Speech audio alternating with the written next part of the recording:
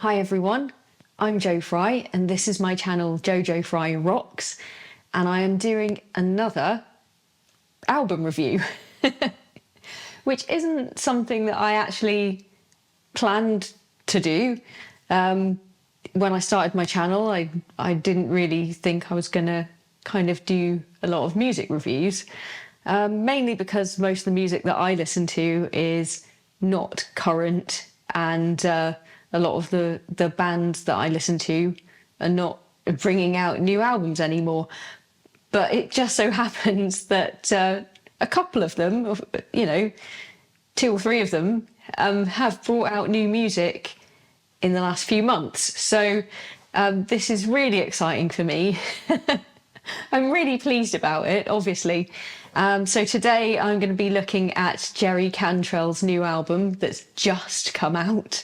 It's called I Want Blood, and I think the whole vibe of it. It's quite different from the more recent stuff that certainly that he's been doing with Alice in Chains. Anyway, it's a very heavy, dark, intense, moody kind of album. As the title kind of suggests, it's pretty, straight up rock, more or less. There are some real kind of kick-ass riffs and rock tunes on there. But there are kind of some moments as well of just real beauty. And that's one of the things that I think I've always loved about Jerry, and that I've always loved about Alice in Chains and his solo stuff. It's this real kind of mixture, and he says it himself, it's one of the kind of key elements of his sound and their sound, of which he's a big part, is the ability to create music which is very, it can be quite kind of hard and kind of savage, and kind of really heavy going, but contains within it, just some real kind of otherworldly sort of beauty. And that's certainly true of this album, and has always been something that I love about him and his work. Jerry as a solo artist, of course, as well as doing the lead guitar lines and rhythm guitars and everything, he is obviously working with a group of musicians who kind of support him, both in terms of the recording process and in terms of touring. So, he's still working with a band. He's working within a band context, because I think that's where he's more comfortable. So he's, obviously a super talented musician, and he's always done a lot of the songwriting. And he's kind of become, I suppose, a more of a lead vocalist, but he's got a great singing voice. But, initially, certainly in the early days of Alice in Chains, of course, he wasn't the front man, because, that's Lane, and he was more or less the guitarist and sang backup vocals to begin with. And then, as he describes it, it sort of became more of a co-pilot situation, and he started kind of taking on more of that kind of lead vocal on some songs. But it's something that I think he's had to really work to develop over time, and it's something that kind of, by comparison to, let's say other artists who I like and, who I've talked about recently, kind of someone like Richie Kotzen, who is just so kind of talented at everything. I think that kind of makes it difficult for him, or I think has made it difficult for him to work in the context of a band, because when you're almost kind of the best at everything, you kind of want to do everything or be in control of everything, and that isn't always necessarily helpful, certainly to the dynamics of working in a band. I think Jerry is kind of much more comfortable in that band or group situation. I think that's where he kind of feels happier to be. And he's kind of he does have to kind of push himself to take that sort of lead role, and also to kind of develop the kind of skill of singing a lead vocal. And I think, you know, he is, you know, more, I suppose, limited in some ways, just in terms of, like, you know, he doesn't have a huge, powerful kind of operatic voice that can do 4 octaves or anything like that. But having said that, I actually think that he's got such a nice tone. There's a lovely, lovely tone to his voice. It's, as I say, a key element of Alice in Chains. It blended so well with Lane, and I think it's the same with William. You know, I think he blends, their voices blend really, really well. I think he's very good at doing that. But when it comes to kind of taking that lead vocal and doing his solo stuff, I think, you know, he kind of stays within a certain sort of range, but that's fine. I think there's nothing wrong with that. He plays to his strengths, which is a smart thing to do. You know, he doesn't sort of try to overreach or do things that he can't necessarily do.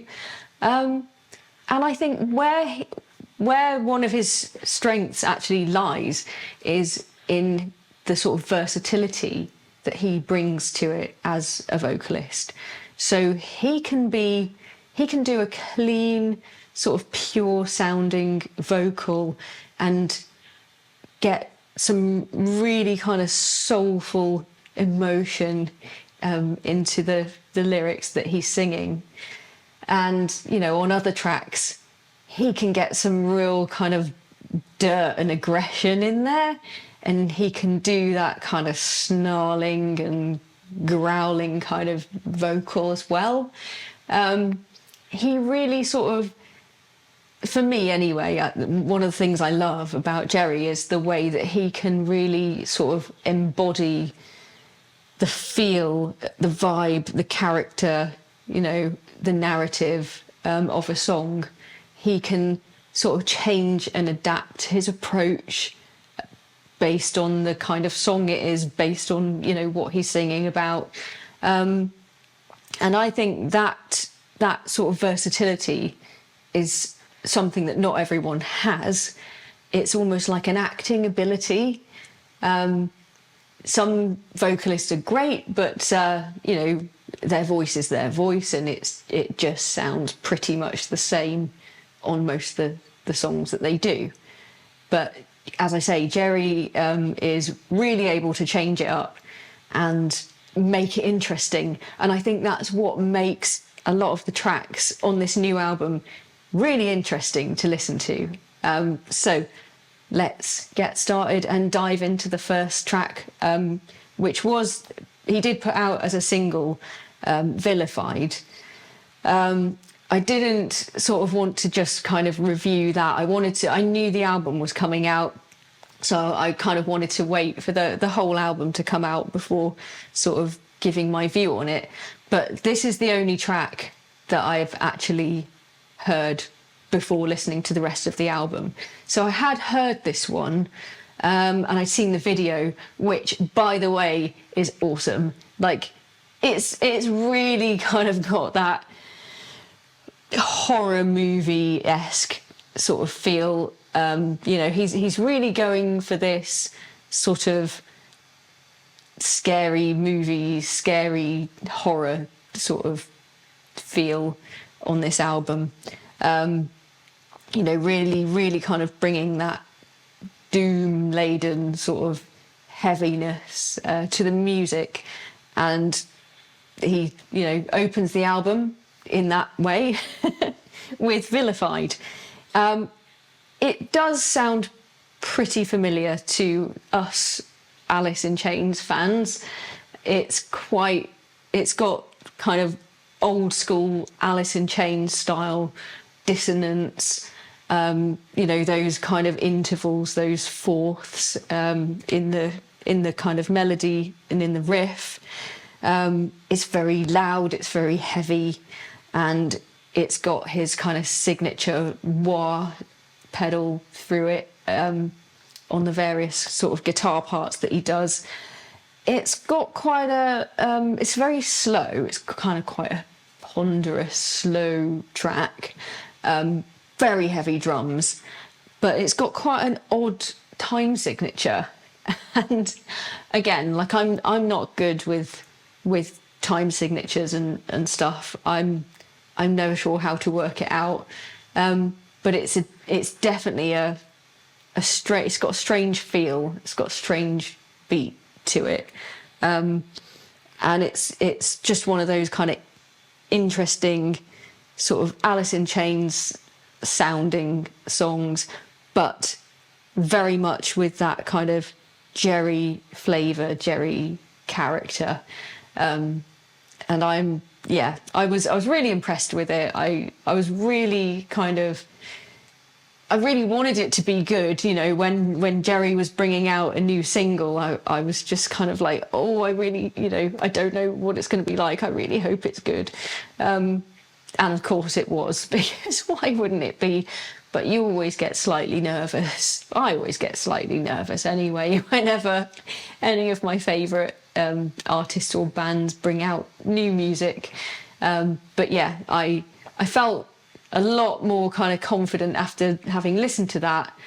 I just knew that this was going to be a good album. So yeah, that's the first track. The second track is called Off the Rails, and it starts with a kind of fairly clean riff, just the lead guitar. This is an interesting one because it's got a little bit of a sort of Queens of the Stone Age type vibe. There are parts that remind me a little bit of Go With The Flow. Again, it's quite a slow track, it's quite heavy. You know, into the verse, it's got quite like a gritty vocal. He's doing that kind of snarly vocal thing that, you know, that really gives it some attitude as well. And yeah, I really like this one. It picks up the pace going into the chorus, and you know, it's one of those that is really kind of punchy, and it just delivers. You know, this reminds me a little bit. I suppose it reminds me a little bit more of some of the earlier stuff, Degradation Trip maybe. It's kind of like going back there, but as I say, at the same time, it also feels different from that as well. Definitely has like a different vibe, and yeah, I really like the solo. It's only a short one. Slightly different guitar tones as well. I think he's still using obviously his two OG G&L guitars, but I am hearing, I think anyway, a Les Paul on there, and probably his D-Trip Les Paul. So I think he uses, you know, I know Jerry's got like, I don't know, 150 or so different guitars. And he's obviously got his signature Les Paul, he's got his signature Epiphone, so it kind of could be anything. Maybe I'm kidding myself in sort of thinking that I can hear the differences between these guitars in amongst all the sort of effects and production, but I feel like I'm maybe starting to hear a little bit more of a kind of Les Paul sound coming through. Track 3 is called Afterglow. It's a bit of a change of pace. It's a change of direction maybe rather than change of pace exactly. It's definitely more of a Jerry track. It's very melodic, it's very bluesy. It's got a very kind of classic sounding chord progression, sort of classic rock style chord progression, kind of cleaner vocal. The production's absolutely epic, like really, really epic, huge. It's so kind of layered with the vocals and vocal harmonies. I think he's also got another guy singing with him on there, and because it's not all his voice, so he's not just doing kind of harmonies with himself. There's another voice in there as well, and kind of really layered up guitar parts as well. It just sounds really, really, really nice. It's for me, this is kind of one of the standout tracks. I think it's got much more of a personal feel to it for me anyway. It feels that the vocal is kind of more emotional, I think, and it's just a really nicely arranged, nicely produced track. It's got an absolutely awesome solo in this song. So again, that's one of the reasons why, I think this is probably one of the standout tracks for me. Track 4 is the title track from the album, I Want Blood. It starts with a kind of sort of bass and then drums, with this kind of line of feedback running through it. It's, then kind of straight in with Jerry kind of growling, I want blood, which is like, whoa. And then this sort of riff kicks in, and again with the kind of snarly vocal, which is sort of really gives it a sort of gnarly feel, for want of a better word. He's doing a lot, like even already on the 4th track, as I've said, he's doing a lot with his kind of expression in his vocal and changing up his style. And it's really, I think, it's really unique, the way that he does this. It gives these songs real sort of impact in all kinds of different ways, and it's not something that everyone can do. But yeah, this track really, really rocks, and I wouldn't be surprised. I haven't checked it out, but I wouldn't be surprised if it's in drop D. I could be wrong, but it just has that kind of sound, it has that kind of feel to it. This is one that will have you kind of, head banging and stomping along to it. It's this is going to be a good one live, I reckon. So yeah, if anyone's lucky enough to go along and see the tour for this album, let me know how this one goes in particular, how it goes down. But yeah, I mean, I can imagine that this will be a crowd pleaser. Track 5 is called Echoes of Laughter, and this is the one I was thinking of in particular when I was talking in the intro about having real kind of moments of beauty within the songs and the writing and the music and everything that Jerry does. This is one of those tracks that kind of exemplifies that really well. and again, it's another standout one for me. It's a slower song, again, a heavy kind of chord progression, but with a cleaner vocal, which really kind of evokes, a sense of loss, a sense of longing.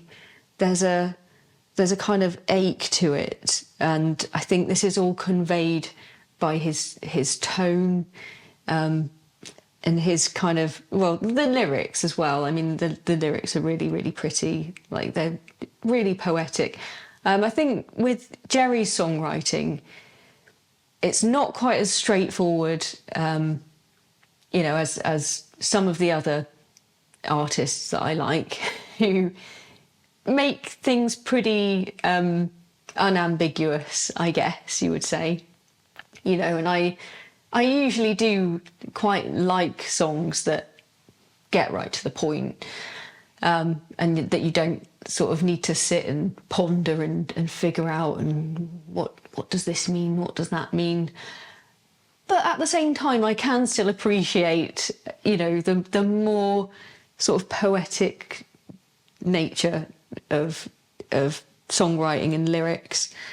And I think that has some advantages, in the sense that everyone can sort of take from it whatever they want, really.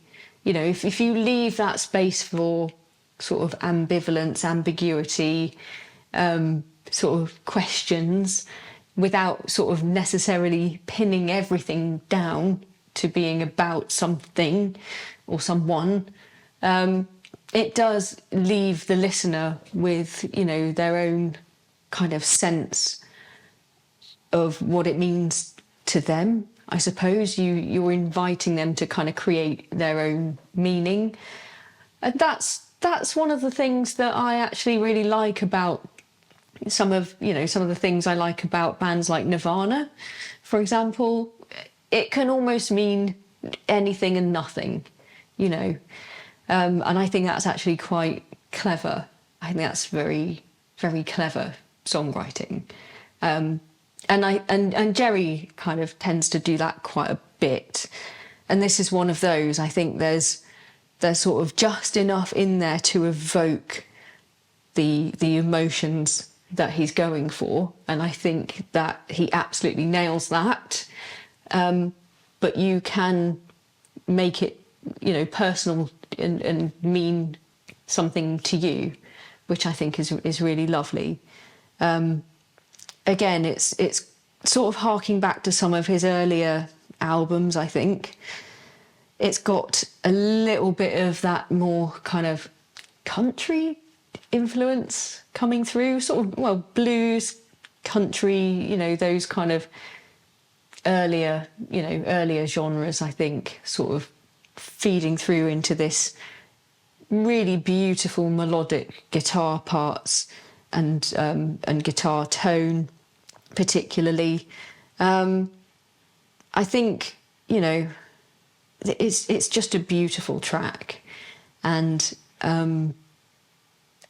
is probably the one that is the most different from the rest of the tracks on the album. It still works within the context of the album, because it still has that sort of atmospheric, moody, dark feel, but it's just that kind of that spot where everything becomes kind of a bit.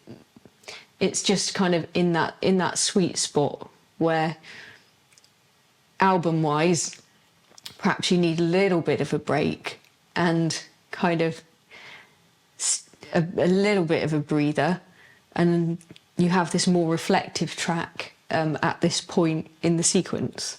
And I think that is, something that that you need to be mindful of when you're putting an album together. So that works really well for me. Track 6 is called Throw Me a Line. And this is where it's kind of interesting, because I'm, as I say, reviewing these tracks on first listen. So these are completely my first impressions. and I'll be interested to see how these maybe change, over the next few kind of days and weeks as I'm listening to the album. There's usually one track that you come across on an album that seems, not quite as good as the others for whatever reason.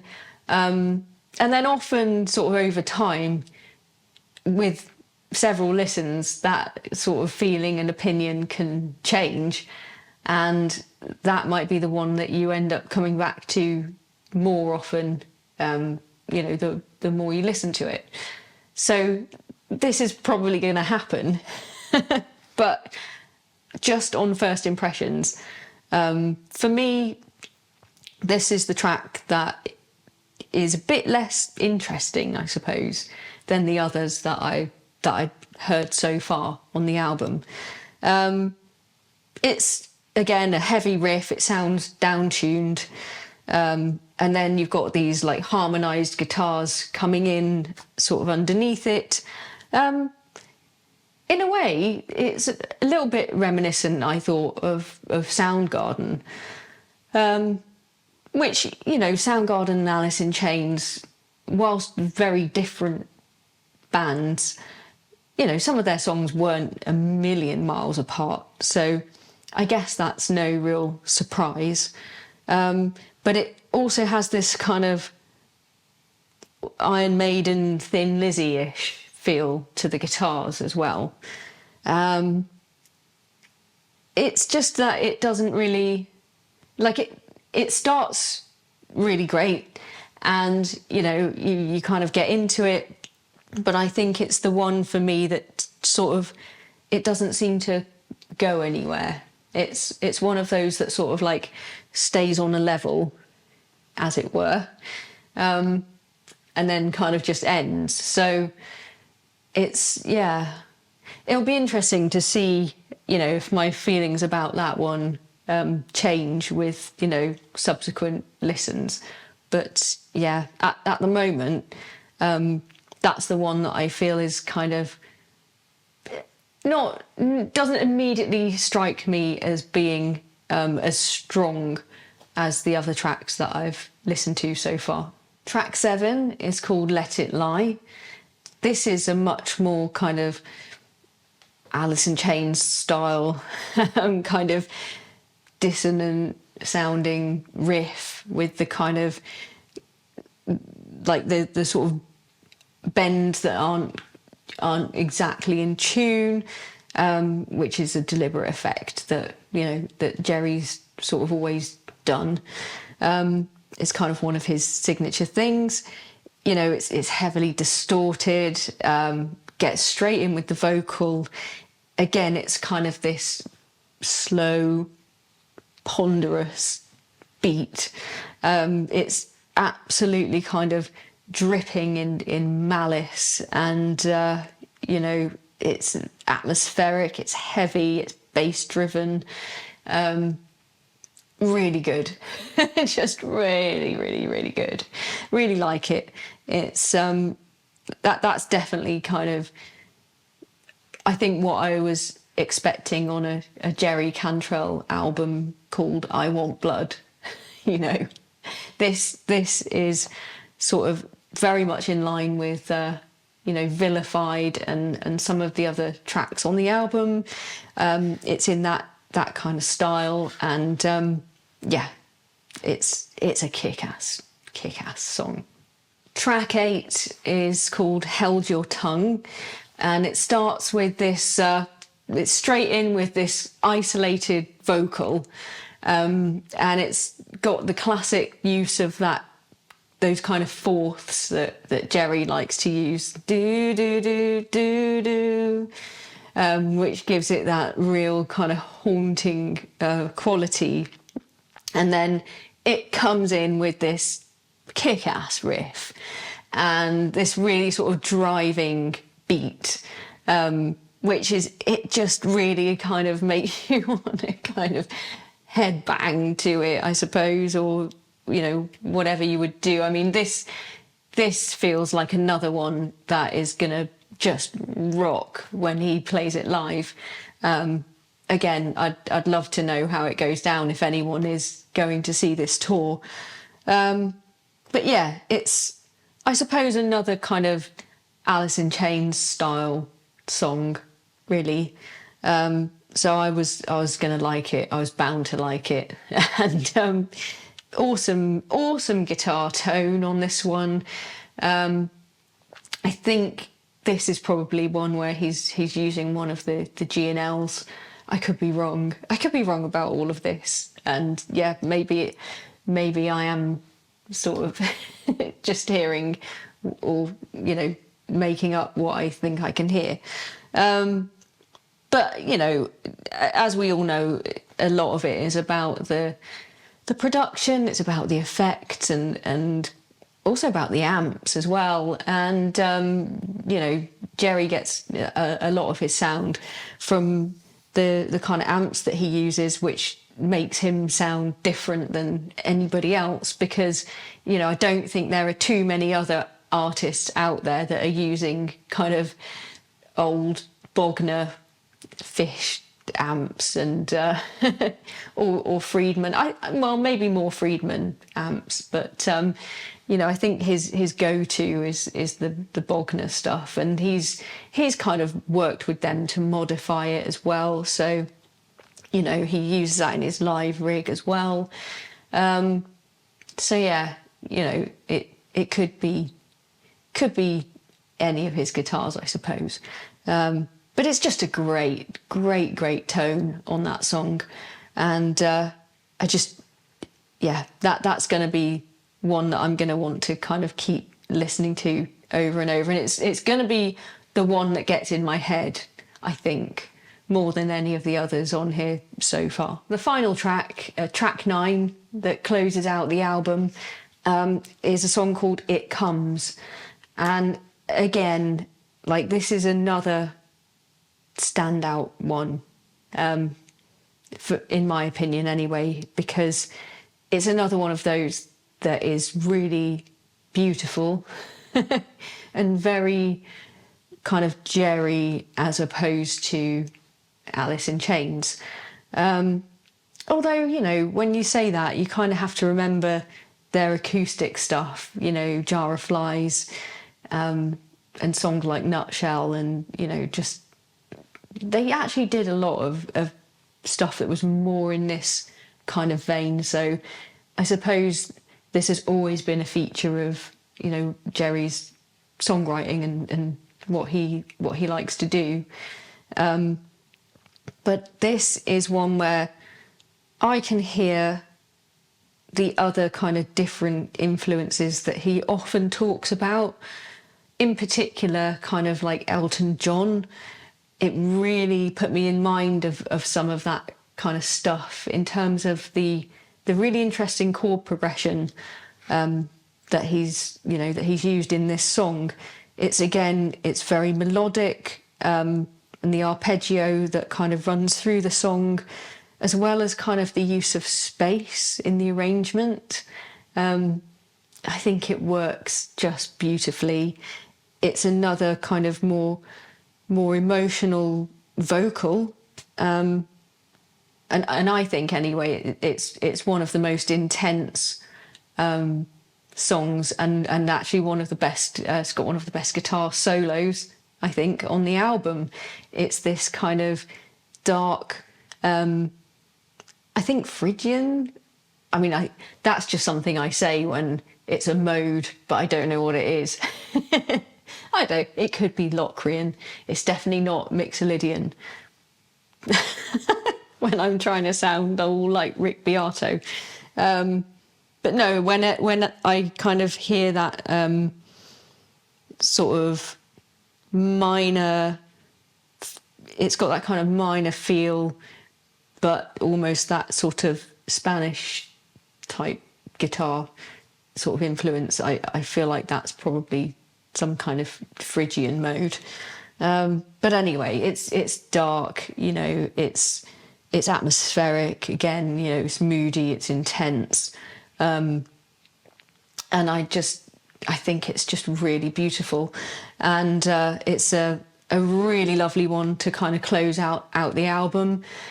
And I really like the lyrics as well. And there is a particular lyric, never redraw the path of time. You know, that for me just kind of rang a bell with, you know, the lyrics from Nutshell, about facing the path of time. This sort of theme, you know, it's interesting to kind of think about and reflect on, like from both ends of it. He was kind of like, at that point, you know, Nutshell kind of staring down the path of time, and now kind of looking at it from, you know, maybe a point further along or closer to the end, kind of looking back on it and, you know, realizing that you can't, what's done is done, and you can't change that. And yeah, I just sort of find that an interesting idea and an interesting parallel. It's a great song anyway, a great way to close out the album, and a fantastic album overall. And yeah, thank you, Jerry, for continuing to make music, to make really interesting and exciting music, which, you know, I'm going to be listening to now again and again. And I'm no doubt going to find more things that I like, and kind of, I'm sure some of the ones that didn't sort of grab me at first will grow on me over time. But yeah, I just feel so happy and so lucky that I've had so much new music to listen to lately. So, you know, I would urge everyone to go and do the same, enjoy the album, and let me know what you think in the comments. Okay, thanks everyone.